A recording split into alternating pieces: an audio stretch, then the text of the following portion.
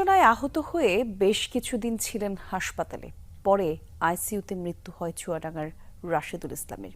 কিন্তু মরদেহ গোসলের সময় পাওয়া যায় ফুসফুস সদৃশ জিনিসের। অথচ হাসপাতালের চিকিৎসক জানিয়েছেন কোনো সার্জারিও হয়নি নিহত রাশেদুলের। রহস্যময় এই ঘটনার বিস্তারিত জানার চেষ্টা করেছেন সহকর্মী তাজুল ইসলাম এবং জিসান আহমেদ। বিস্তারিত প্রতিবেদনে। গত ২১ জুন চুয়াডাঙ্গার আলমডাঙ্গায় সড়ক দুর্ঘটনায় গুরুতর আহত হন ব্যবসায়ী রাশেদুল ইসলাম। প্রথমে তাকে কুষ্টিয়া জেনারেল হাসপাতাল ও পরে নেওয়া হয় ঢাকা মেডিকেলে। সেখানেও তার শারীরিক অবস্থার অবনতি হলে সবশেষ মোহাম্মদপুরের আল মানার হাসপাতালের আইসিইউতে ভর্তি করা হয়। আইসিইউতে দুদিন থাকার পর রাশেদুলকে মৃত ঘোষণা করেন চিকিৎসকরা। মৃতদেহ বাড়িতে ফেরত এনে গোসল দেওয়ার সময় দেখা যায় অস্বাভাবিক কাটা ছেঁড়ার দাগ। মরদেহের ব্যাগের সাথেই পলিব্যাগ বন্দী ছিল মানবদেহের ফুসফুস সদৃশ অঙ্গ প্রত্যঙ্গ। বাম পাঁজরে ছিল কাটা ও সেলাইয়ের চিহ্ন।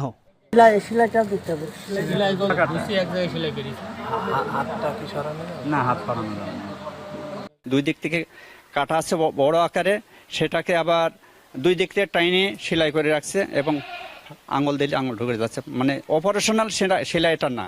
তার তো এরকম সমস্যা ছিল, তার বুকের হাড় ভাঙছে।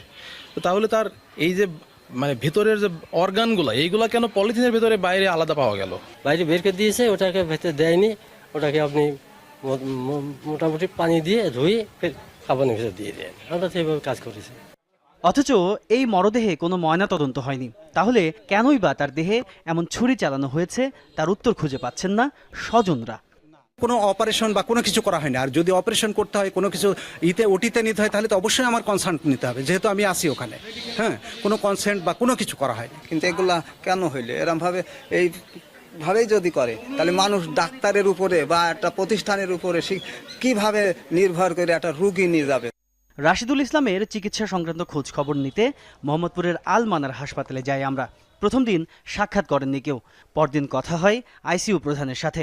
তিনি জানান, ভর্তি থাকা রাশেদুল ইসলামের বুকের ভেতর গুরুতর জখম হয়েছিল, সেখান থেকে ঝরছিল রক্ত।